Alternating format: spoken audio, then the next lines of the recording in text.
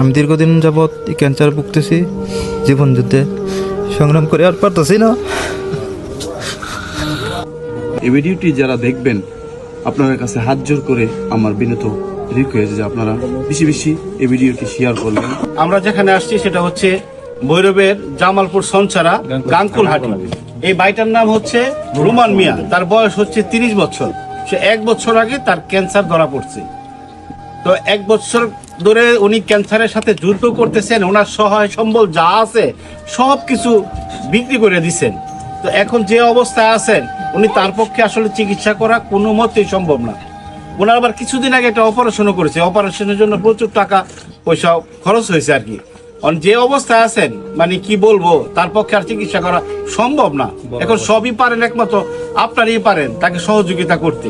ভাই আপনারা পারেন সহায়তা করতে, আপনারা পারেন। দুটো বাচ্চা, এতিম বাচ্চা ভাই, আমার অনেক খারাপ লাগতেছে।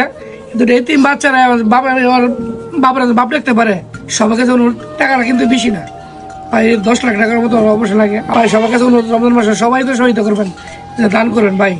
এই দুটো বাচ্চারা তো চাই ভাই, সবার কাছে অনুরোধ আপনারা ভিডিওটা বেশি বেশি শেয়ার করবেন আর সবাই সহায়তা করবেন ভাই। এখানে আসার পরে আমার ছোট ভাই শাওন বলতেছে, ও ভাই আমার এমন ছোট 2টা বাচ্চা আছে, ও ভাই আমার কলজাটা ফাইটা দিতেছে গা ভাই, আমার এমন 2টা বাচ্চা। আমার মোবাইলে ছবি দেখাইলো, তার 2টা ছেলে আর কি।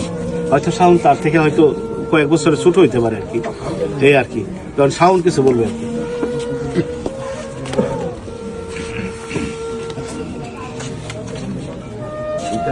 আসসালামু আলাইকুম।